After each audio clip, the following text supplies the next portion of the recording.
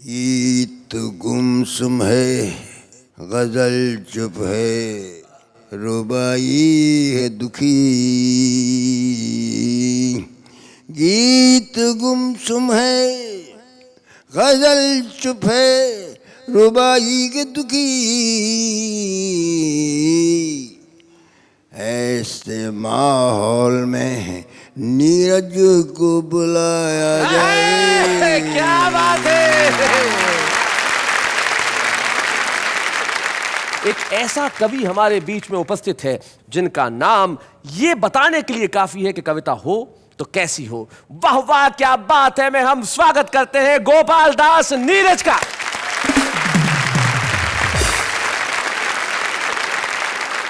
पद्म भूषण श्री गोपाल दास नीरज, उनका यहां उपस्थित होना मतलब हिंदी कविता के लिए, कविता के कार्यक्रम के लिए, वाह वाह क्या बात है के लिए एक गौरव का क्षण होना। तो अनुरोध पद्म भूषण श्री गोपाल दास नीरज से एक स्थान ग्रहण करें हमारे मंच पे और हम बजाएं उनके लिए जोरदार तालियां।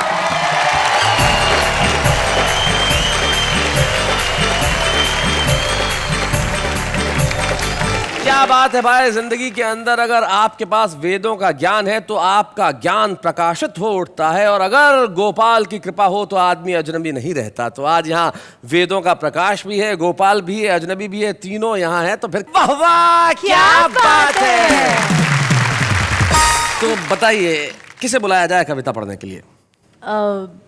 ये जो है ना, ये मतलब कौन? ये जो थोड़े से रोलू पोलू से क्यूट से हैं। ये वाले जी। इनका नाम नहीं ले सकती? जी नाम तो ले सकते हैं, पर क्या है ना, भारतीय संस्कृति की परंपरा है। हे भगवान, आपको मालूम है भारतीय संस्कृति में किसका नाम नहीं लिया जाता? नहीं नहीं, आप वो सुनिए बेचारा तो। ऑलरेडी 2 बच्चों का बाप है, मरवाओगे तुम इसे। अरे भारतीय संस्कृति उसके अलावा भी काफी सारी शिक्षा देती है। जैसे अजनबियों का यूं नाम नहीं लेते, उनसे फटक से बात नहीं करते। हो आप अजनबी से बात नहीं करना चाहती, लेकिन अजनबी की बात सुनना जरूर चाहती है। जरा आइए अपनी बातें सुनाइए, वरना आपके घर में आतंक हो सकता है। आइए आइए।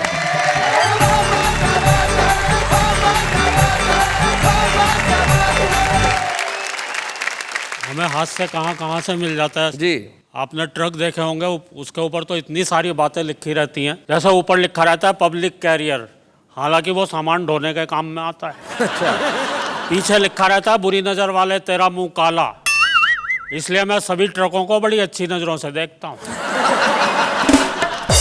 वैसे मुझे पता है ट्रकों को अच्छी नजरों से कोई भी नहीं देखता। हाँ। मैं तो जब बाजार से निकलता हूँ मुझे लगता है सबके मुंह काले हैं, जरूर किसी ट्रक को बुरी नजरों से देखा हो। पर एक बात मेरी समझ में नहीं आती जी, ये ट्रक वगैरह तो अफ्रीका में भी चलते होंगे। अच्छा एक बात और भी है, अगर हमें कभी बाई चांस बुरी नजर डालनी ही पड़ी तो क्या हम ट्रक पर डालेंगे? सड़कों पर एक से एक हसीन, एक से एक सुंदर कारें घूमती रहती, उन पर नहीं डालेंगे। हमारा कैरेक्टर ऐसा थोड़ी हो गया जो ट्रक पे बुरी नजर डालेंगे। पता नहीं क्या क्या लिखते रहेंगे, ट्रकों के पीछे लिख देंगे देखो मगर प्यार से। ओहो। एक दिन मैं एक ट्रक को पूरे 1.5 घंटे तक देखता, मुझे एक भी चीज ऐसी नजर नहीं आई जिसे प्यार से देखा जा सकता। ट्रक वगैरह यहाँ दुर्घटना हो जाती है, करुणा का विषय है, पर कभी कभी हंसी आती है एक्सीडेंट देख के भी। गर्मियों की बात है, मैं शिमला जा रहा था, मैंने देखा एक ट्रक खाई में गिरा हुआ था और ट्रक के पीछे लिखा हुआ था हम सुनहरे कल की ओर बढ़ रहे हैं। मैं कुछ और आगे गया, एक और ट्रक मिला, वो भी खाई में गिरा हुआ था, लेकिन एक पेड़ के सहारे अटका हुआ था, ऊपर लिखा हुआ था एक तेरा सहारा। अच्छा लोग बाग कभी कभी शौक में अपनी गाड़ियों के पीछे फिल्मों के नाम लिखवा लेते हैं जी। एक कार का और एक ट्रक का एक्सीडेंट था, कार के पीछे लिखा हुआ था सामन को आने दो। अच्छा। और ट्रक के पीछे लिखा हुआ था आया सामन झूम के।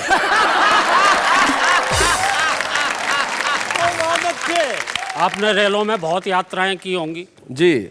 मुझे तो ध्यान है एक जगह एक जंगल में ट्रेन 4 घंटे खड़ी हो गई। एक व्यक्ति बोर हो गया, ड्राइवर के पास गया, बोले ड्राइवर साहब मैं इस जंगल से फूल तोड़ के ले आऊं। ड्राइवर साहब बोले अबे तुझे इस जंगल में कहीं फूल नजर आ रहे हैं? वो व्यक्ति बोला जी फूल तो नजर नहीं आ रहे पर मेरे पास बीज हैं। भाई बहुत बढ़िया महेंद्र। आप जब तक गाड़ी चलाएंगे इनमें से फूल भी निकल आएंगे। एक बार मैं एक भीड़ भरी रेल में चढ़ा तो मेरे साथ क्या क्या हुआ जी कि एक दिन हम भारी भीड़ भरी भारतीय रेल में चढ़े क्या चढ़ाए गए। कई कंधों पर धरकर भीतर सरकाए गए। हाँ। भीड़ का ये हाल था, मत पूछिए कमाल था। फर्श पर भी आदमी थे, सीट पर भी आदमी थे, बर्थ पर भी आदमी थे, और तो और छत पर भी आदमी थे। वो तो रेल वालों ने इससे ऊपर कोई जगह ही नहीं बनाई, वरना आदमी वहां भी होते भाई। कौन जाने किस पर पड़ा था, आदमी से आदमी सटा खड़ा था। अच्छा। सब एक साथ सांस ले रहे थे, एक साथ सांस छोड़ रहे थे। जो भी सांस लेने में जरा गड़बड़ा जाता था उसे फौरन एक धक्का लग जाता। बहुत अच्छे।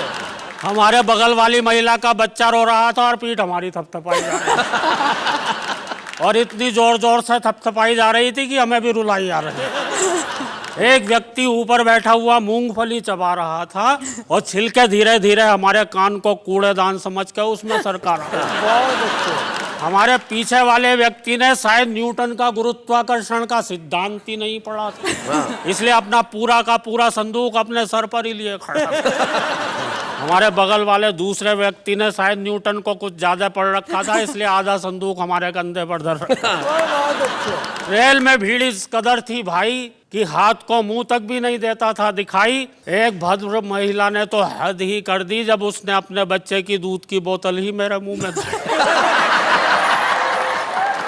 हमारे बगल वाली महिला का बच्चा अब भी रो रहा था, हमारी पीठ अब भी थपथपाई जा रही थी, और तो और वो साथ साथ लोरी भी गा रही थी, सो जा मोहन प्यारे सो जा।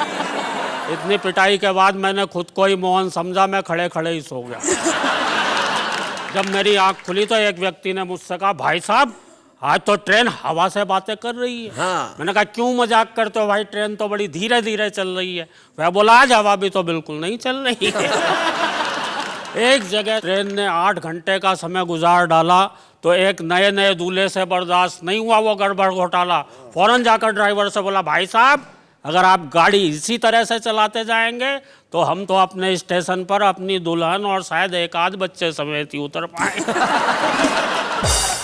एक व्यक्ति बोला, भाई साहब मेरे मामा के फूफा जी ने मुझे कल ही एक कंपनी में नौकरी दिलवाई है, वो परसों मुझे आगरे में ज्वाइन करवाएंगे। दूल्हा बीच में ही चिढ़कर बोला, वहां तो आप रिटायरमेंट के टाइम ही पहुंच पाएंगे। और उस ट्रेन के लेट होने की बात आपको क्या क्या बतलाएं, क्या क्या समझाएं। हम ऐसी ही एक ट्रेन से उतरकर सीधे आपके इस कार्यक्रम में आए हुए हैं, और आप विश्वास मानिए हम आपके पहले वाले एपिसोड के बुलवाए हुए हैं। बहुत बहुत धन्यवाद।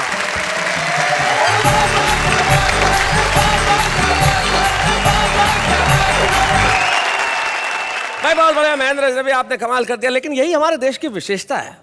ये देखिए हमारे देश की संस्कृति है कि बच्चा किसी का रो रहा हो दूध आपको पिलाया जा रहा है, और ये हमारी संस्कृति है कि जैसा भी हो भीड़ हो लेकिन आदमी सफर कर ही लेता है। क्योंकि इसी संस्कृति के लिए गोपाल दास नीरज जी ने एक जमाने में लिखा था कि बस यही अपराध मैं हर बार करता हूँ, आदमी हूँ आदमी से प्यार करता हूँ। तो ये आदमी से प्यार करने वाले, हर व्यक्ति से प्यार करने वाली संस्कृति का देश है, और इस देश की संस्कृति को हम प्रणाम करते हैं आज नीरज जी की उपस्थिति में।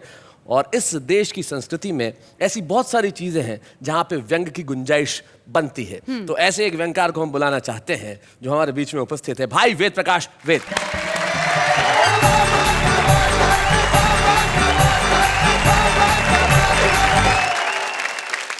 महेंद्र भाई ने बहुत बढ़िया कविताएं आपको सुनाई, ट्रक की यात्रा करवाई जी, बाद में फिर रेल की यात्रा करवाई, ऐसे में जबकि डीजल के दाम बढ़ रहे हैं।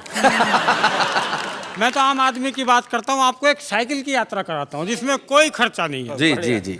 जाते हुए को आती हुई नजर आ गई। अच्छा।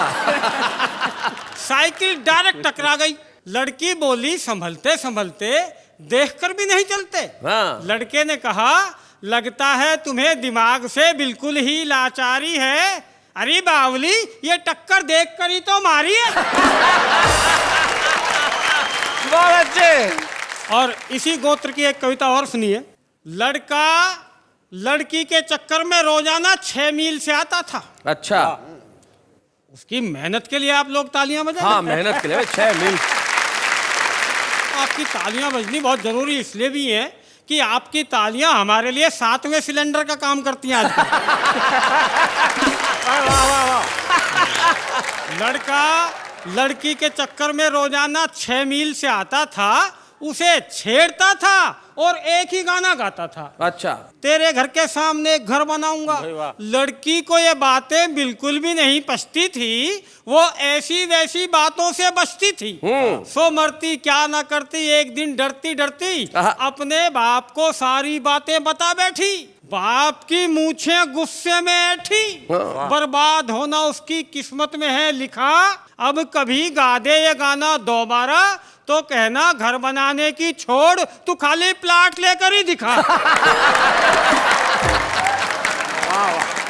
2 लाख रुपए गज का भाव है मेरी कॉलोनी में। पूरा का पूरा खप जाएगा, प्लाट के बदले खुद नप जाएगा। क्या बात है। वाह वाह वाह। और यदि हो ही जाए कोई अजूबा, पूरा कर ही ले वो अपना मंसूबा, तो बेटी तू भी निसंकोच उसको वर लेना, एक झटके में शादी कर लेना, क्योंकि वो लड़का जीवन के किसी भी स्तर पर फेल नहीं है। घर बनाना आज के जमाने में कोई हंसी खेल नहीं है। वाह वाह वाह, बहुत अच्छे, बहुत बड़े। मुझे घर से अपनी एक घरबार वाली कविता याद आ गई जी, वो मैं आपको सुनाता हूँ। असल में क्या होता है, कई बार आदमी गलत संगत में फंस जाता है। मुझसे ज्यादा ये कौन समझेगा कि आदमी गलत संगत में कैसे फंसता है। इन्होंने मेरे दिल की बात कितनी अच्छी तरह बयां की। क्या बात है। वो आदमी गिरता पड़ता हुआ घर पहुंचा। अच्छा, अगले दिन पत्नी ने पूछ लिया कल कहाँ से इतनी पी कर आया था? बोला कुछ नहीं, कल मैं गलत संगत में फंस गया। पत्नी ने पूछा किनके साथ बैठ लिया? बोला हम 4 दोस्त थे, 1 बोतल थी, 3 पीते नहीं थे। 4 जा रहे थे एक मुर्दे को कब्रिस्तान में लेकर। एक का पांव एक कब्र के ऊपर पड़ गया तो दूसरे ने टोक दिया। बोला अरे देख के चल, नीचे मुर्दा है। पहले वाला बोला फिर ऊपर भी हमने कौन सा वर्ल्ड कप उठा रखा है।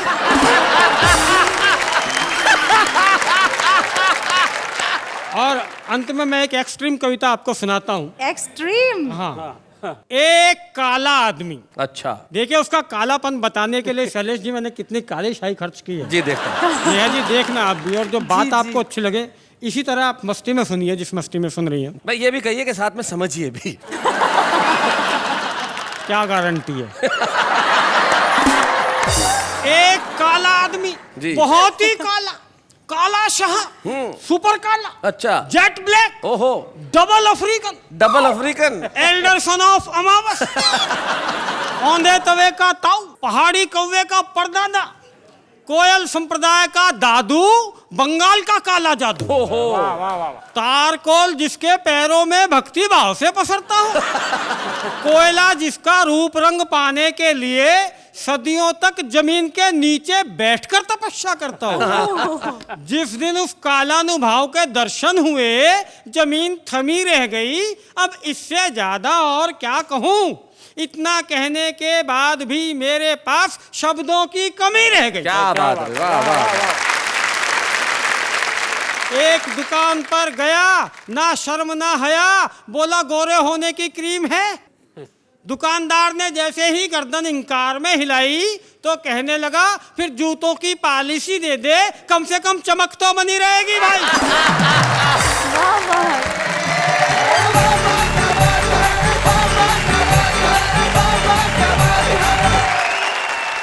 मैं तो कहती हूँ इनको अभी कोई पोएट्री में चैलेंज नहीं कर सकता। नहीं कर सकता, बिल्कुल नहीं कर सकता।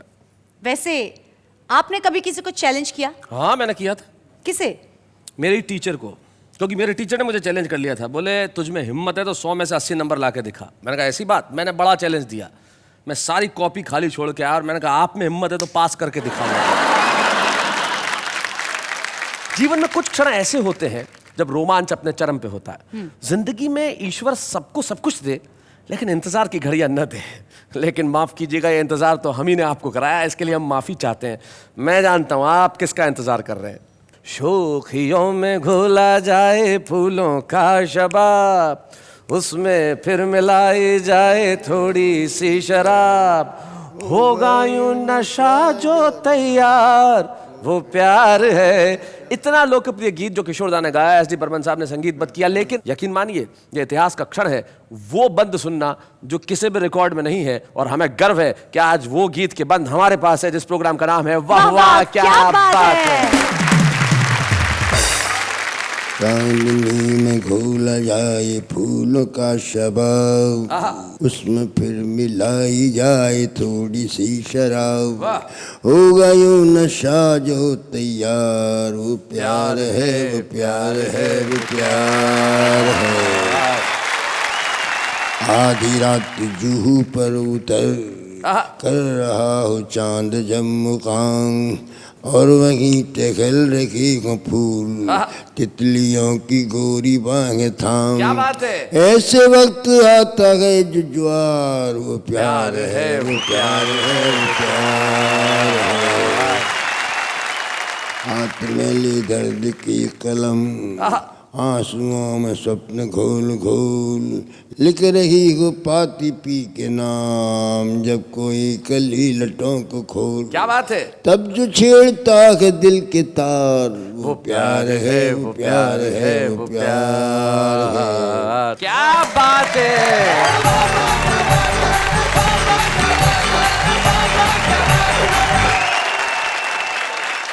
गोपाल दास नीरज के इस देश में नहीं, इस दुनिया में करोड़ों प्रशंसक होंगे, और कुछ ऐसे प्रशंसक हैं नीरज जी जिनके खुद के लाखों प्रशंसक हैं। और आपके एक ऐसे ही प्रशंसक को मैं यहां आमंत्रित करना चाहता हूं, हमारे खास मेहमान सुमित राघवन।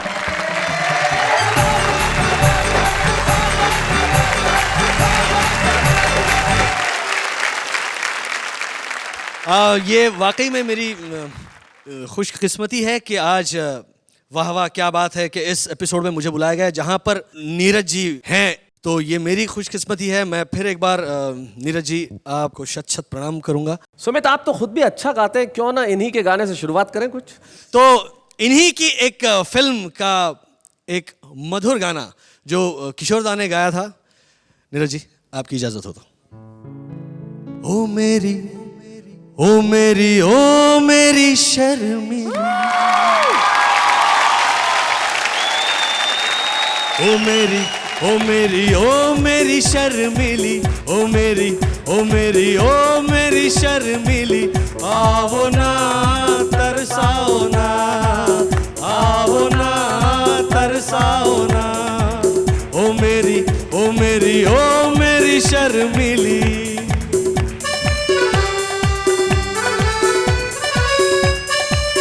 ओ नीरज नैना आ जरा, आ जरा, तेरी लाज का घूंघट खोल दूं, खोल दूं। ओ तेरे आंचल पर कोई गीत लिखूं, गीत लिखूं। ओ तेरे होठों में अमृत घोल दूं, घोल दूं।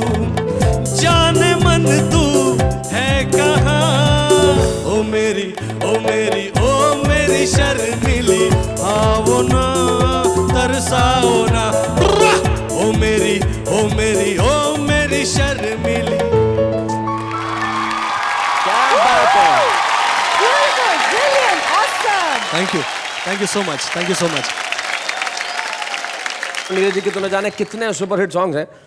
एक आध मुखड़ा अगर तुम सुना दो। एक बड़ा खूबसूरत प्रेम पुजारी एक फिल्म आई थी जिसका एक बहुत खूबसूरत गीत है, फूलों के रंग से दिल की कलम से, अमर गीत है। अगर एक मुखड़ा वो सुना दो तो क्या बात है। फूलों के रंग से दिल की कलम से तुझको लिखी रोज पाती, कैसे बताऊं किस किस तरह से पल पल मुझे तू सताती।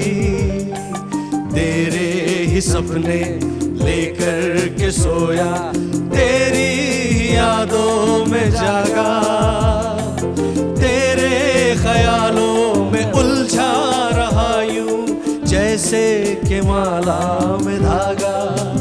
हाँ, बादल बिजली चंदन पानी जैसा अपना प्यार लेना होगा जन्म हमें कई कई बार।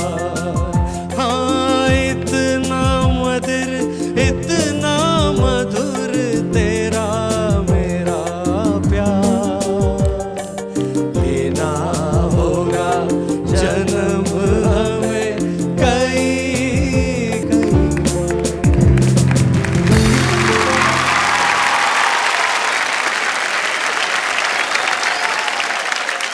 आज सुमित ने आपके खूबसूरत गाने को इतना खूबसूरत ढंग से गाया, क्या कहना चाहते हैं आप सुमित के लिए? ये कहना चाहता हूँ कि शायद मैं नहीं गा पाऊँगा ऐसा दिनों गा लिया। किशोर कुमार की याद मुझे आ गई जी। एक बार घटना घटी कि मैं गया तो उनका नियम ये था कि रोज़ मेरे पास गाड़ी आती है सुबह 9 बजे। तो एक दिन गाड़ी नहीं आई, मैं पहुंच गया 10 बजे। तो ऊपर दरवाज़ा खोल दिया उसने। देखा तो मैंने कहा दादा प्रणाम, नमस्कार नमस्कार। बहुत चुप चुप चुप। ट्यून आ रहा ट्यून आ रहा ट्यून आ रहा ट्यून आ रहा है ट्यून आ रहा है ट्यून आ रहा है ट्यून आ रहा है। अच्छा, तब ये गीत बना दे इस प्रकार से। जी क्या बात है। और आज विशेष कृपा से सारे संस्थान बज रहे हैं वो गीत। क्या बात है। बहुत बहुत धन्यवाद नीरज जी अपने संस्मरण हमारे साथ शेयर करने के लिए, बहुत बहुत धन्यवाद। गोपाल दास नीरज जी की एक पंक्ति जो मेरा ख्याल से 1000 बार से ज्यादा मैंने कही होंगी कि आत्मा के सौंदर्य का शब्द रूप है काव्य, अरे मानव होना भाग्य है, कवि होना सौभाग्य। वो गोपाल दास नीरज हमारे बीच में है। सम्मान एक ऐसा शब्द है जो किसी के भी जीवन में सुख की सृष्टि करता है। लेकिन मित्रों, एक सम्मान ऐसा आज हम करने जा रहे हैं इस मंच पे, जिन्हें सम्मानित करते हुए हम सम्मानित हैं, हम गौरवान्वित हैं। तो आइए हम एक ऐसे क्षण की रचना इस मंच पे करें और ये कहें, गोपाल दास जी 21वीं सदी में आप पैदा हुए, इसलिए सदी के लिए वाह वाह क्या बात है।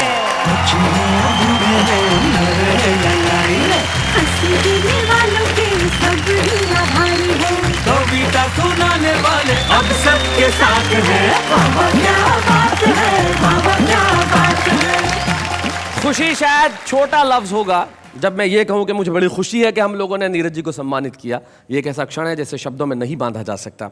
लेकिन नीरज जी के सम्मान के वक्त एक साक्षी और है जो नीरज जी के जीवन की शायद सबसे खूबसूरत कविता है। शशांक प्रभाकर जो नीरज जी के पुत्र यहाँ हैं, मैं चाहता हूँ वो इस मंच में हमारा साथ दें।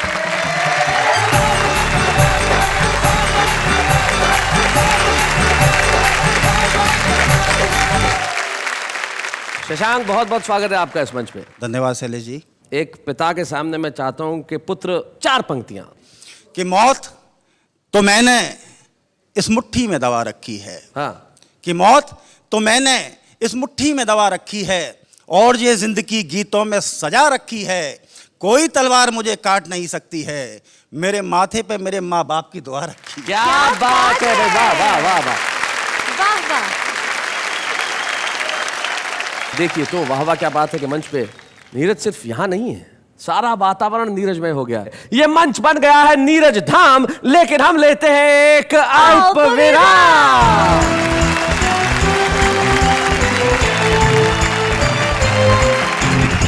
नीरज जी, हालांकि आपने अपनी कविताएं सुना ही दी है, पर फिर भी आप समक्ष बैठे हैं तो मन नहीं भर रहा। कुछ और सुनाइए please. Please please please please Neeraj ji please. तो मजहब कोई ऐसा भी चलाया जाए जिसमें इंसान को इंसान बनाया जाए। क्या बात है। तो मजहब कोई, नीरज जी कहते हैं कि अब तो मजहब ऐसा कोई चलाया जाए जिसमें इंसान को इंसान बनाया जाए। और नीरज जी, आपने तो वो मजहब चला रखा है, कविता का मजहब। कविता इंसान को इंसान बनाती है और कविता का मजहब आम आदमी को किस तरह एक दूसरे से जोड़ता है, आइए देखते हैं। तुम्हारी अदाओं पे मैं वारी वारी, sir please dial 123 for balance inquiry. बर्फीली रात में चलती है लू, हा हा ही हु। पानी के बिना जीती नहीं फिश, मम्मी जब चिल्लाए पापा की हो जाती है टाई टाई फिश। मैं जब भी पार्टियों में जाता हूँ कविता सुनाता हूँ और छा जाता हूँ। इसी बहाने 10 आदमियों का खाना खा जाता हूँ। तुमने प्यार किया, मैंने प्यार किया, अब तो पीछा छोड़ो, हिसाब जो बराबर हो गया। ये जो तुम्हारे गुलाबी होंठ, गोरे गाल और काला तिल है, तुम्हारे मेकअप के चक्कर में आया हुआ 20,000 का बिल है। पापा बोले इट्स टाइम टू डिस्को, मम्मी बोली बर्तन धोने किसको।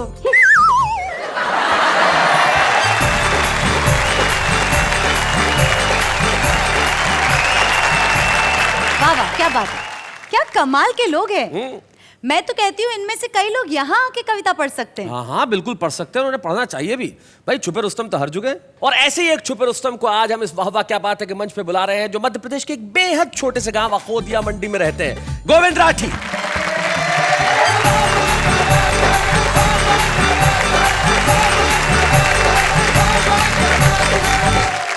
चार पंक्तियों से शुरू करता हूं कि बरसात सही पर प्यार के मौसम तो हो गए, मेरी जिंदगी के गम कुछ कम तो हो गए, और इतनी मोहब्बतों से जो पुकारा आपने, हम ढके छुपे ही सही रुस्तम तो हो गए। हाय हाय क्या बात है। हिंदुस्तान में पतियों की हालत बहुत खराब हो चुकी है। वो एक प्रताड़ित पति मेरा मित्र महेंद्र सुनो, मुझसे सिर्फ इसलिए ईर्ष्या रखता है कि जब भी मेरे घर आता है मेरी पत्नी के हाथ के बनाए हुए तरह तरह के पकवान चखता है। एक दिन मुझसे बोला, यार राठी भाई, भाभी जी हर वक्त ही किचन में रहती है, तुमने ऐसा जादू क्या कर रखा है? मैंने कहा कुछ खास नहीं, मैंने घर का एकमात्र आईना किचन में ही लगवा रखा। बहुत अच्छे, बहुत बढ़िया, बढ़िया बढ़िया बढ़िया। और ये परेशानियां और बढ़ जाती है जी जब यूं होता है कि सुबह सुबह बच्चे को हमने डांट दिया कसकर, बच्चा रोता हुआ पहुंचा श्रीमती जी के पास लपक कर। श्रीमती जी बोली, सुबह सुबह आपका बच्चों को डांटना मुझे तो अखर रहा है। मैंने कहा, मैं और क्या करता, ये गधे पे बैठने की जिद कर रहा है। गधे पे बैठने की जिद कर रहा है। पत्नी बोली, अभी बच्चा है, बड़ा होके सुधर जाएगा, और 2-4 मिनट कांधे पर बैठा भी लोगे तो तुम्हारा क्या बिगड़ जाएगा। बहुत अच्छे, बहुत बढ़िया। और 2 पंक्तियां कहीं चिंतन की कि तुम्हारा क्या बिगड़ जाएगा, मुझे भी अपनी श्रीमती जी का ये तर्क बहुत जचा है, क्योंकि गृहस्थी का बोझ उठाते उठाते आखिर आदमी और गधे में क्या फर्क बचा है। भाई बहुत अच्छे, भाई वाह वाह वाह वाह, क्या बात है, बहुत बढ़िया, बहुत अच्छे गोविंद। जिस शख्स के हम सामने कविता पाठ कर रहे हैं, आदरणीय नीरज जी, अगर मैं उनके पैरों की रज भी बन सका तो अपने आप को बड़ा सौभाग्यशाली समझूंगा। क्या बात है भाई, वाह वाह वाह। मैं ऐसे मौके पर 8 पंक्तियों का एक व्यंग आपको समर्पित करता हूं। स्वागत स्वागत। कि एक दिन खुल गए शहर के भाग हमारे, एक मंत्री जी शमशान घाट के उद्घाटन के लिए पधारे। अच्छा। उद्घाटन की पहली रस्म पूरी कराई गई।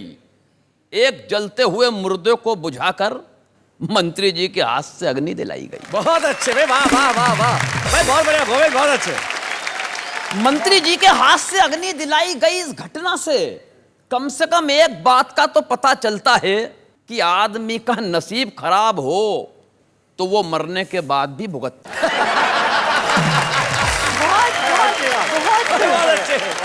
आदमी का नसीब खराब हो तो वो मरने के बाद भी भुगतता है। पंडित जी ने कहा, श्रीमान कृपया क्या इस दिशा में आकर अग्नि दिखाएंगे? मंत्री जी भन्ना कर बोले, आग कहां और कैसे लगानी है मुझे क्या आप समझाएंगे? भाई वाह वाह वाह वाह वाह गोविंद, बहुत अच्छे, आग कहां और कैसे लगानी है मुझे क्या आप समझाएंगे? अरे हम इस हिंदुस्तान की राजनीति को बरसों से झेल रहे हैं, रोजाना विरोधियों के साथ तरह तरह की आग से खेल रहे हैं। और पंडित जी आप तो बुजुर्ग हैं, आपको तो कम से कम ये बात समझ में आनी चाहिए कि आग दिशा देखकर नहीं, आग तो हवा का रुख देखकर लगानी। भाई बहुत अच्छे भाई, वाह वाह वाह भाई गोविंद, बहुत बढ़िया, बहुत। आग तो हवा का रुख देखकर लगानी चाहिए। अरे इन मुर्दों से निपटने की हमारी समझ को आप बेवजह नजरअंदाज कर रहे हैं। अरे पंडित जी, वो हम ही तो हैं जो 65 बरस से इन मुर्दों पे राज कर रहे हैं। आय आय आय आय, क्या बात है गोविंद, बहुत बढ़िया। काश मंत्री जी को पेट की आग और चूल्हे की आग के बारे में भी कुछ पता होता तो दोस्तों इस हिंदुस्तान का नक्शा ही कोई दूसरा हुआ होता। क्या बात है भाई, वाह वाह वाह वाह। मैं हौसले की 4 पंक्तियों के साथ आपसे विदा लेता हूं। पढ़ता हूं कि एक दिए का साथ है और ये अंधेरी रात है। वाह। एक दिए का साथ है और ये अंधेरी रात है, पर भला इन आंधियों की क्या यहां औकात है? क्या बात। जब तलक भी हम जिए ये सर उठा करके जिए कि सारी दुनिया कह उठे वाह वाह, क्या बात है भाई, वाह वाह, धन्यवाद, वाह, वाह, थैंक वाह, यू। वाह।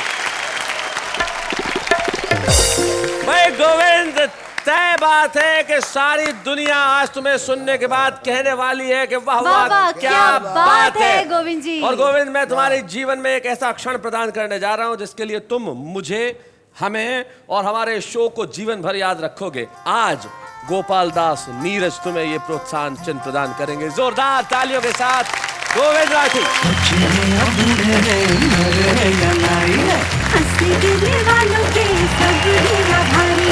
कविता सुनाने वाले अब सबके साथ हैं। बाबा क्या बात है, बाबा क्या बात है। मैं एक बात पूछना चाहती हूँ, कविता आती कहाँ से है? कविताएं तभी आदमी लिख सकता है जब उसके भीतर संस्कार हो, भाषा के, संस्कृति के। प्रणाम है हमारे देश के माताओं पिताओं को जो हमारे भीतर ऐसे संस्कार भरते हैं कि हम इस देश में ऐसी कविताएं सुनते हैं जैसे नीरज जी लिखते हैं। आप बचपन से कविताएं पढ़ते हैं जी। कभी आपकी ऐसी कोई इच्छा जो आपने कभी व्यक्त न की हो, या इच्छा हो कि ऐसा कभी कुछ हो? अभी हम संस्कारों की बात कर रहे थे। मेरी इच्छा सिर्फ इतनी सी है कि मेरे माता पिता और मेरा परिवार जिनसे मुझे संस्कार मिले, कभी हमें वो काम करता हुआ देखें कि हम किस तरह से कविताएं कहते हैं। अच्छा, तो बहुत बहुत आदर और सत्कार के साथ आपका स्वागत है। Please welcome.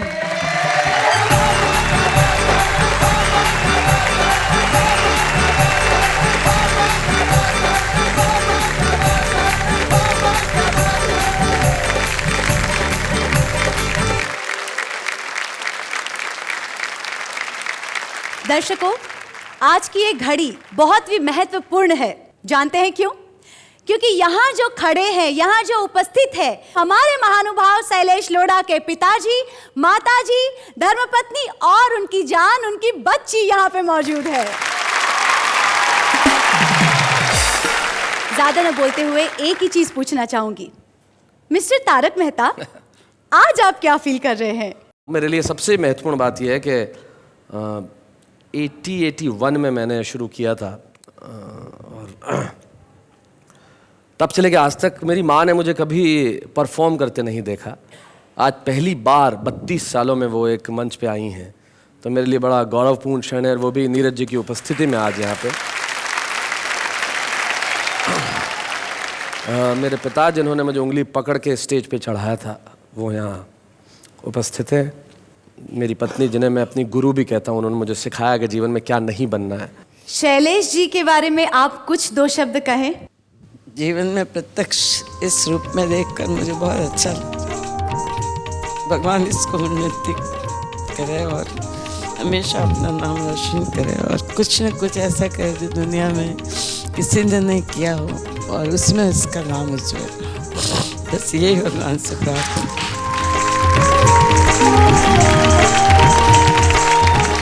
आप कुछ कहिए। मैंने सिर्फ शैलेश के लिए 2 पंक्तियाँ काफ़ी साल पहले लिखी थी। तुम्हारी हर समस्या का कारण भी मैं, तुम्हारी हर समस्या का निवारण भी मैं। शुक्रिया। वाह वाह, क्या बात है। कहते हैं कि माता पिता के सामने पूरे विश्व का अर्थ कम होता है, एक ही चीज सबसे बड़ी होती है, सम्मान। बहुत छोटा है ये, पर फिर भी बहुत अनमोल क्षण है ये। प्लीज आप उनका सम्मान कीजिए।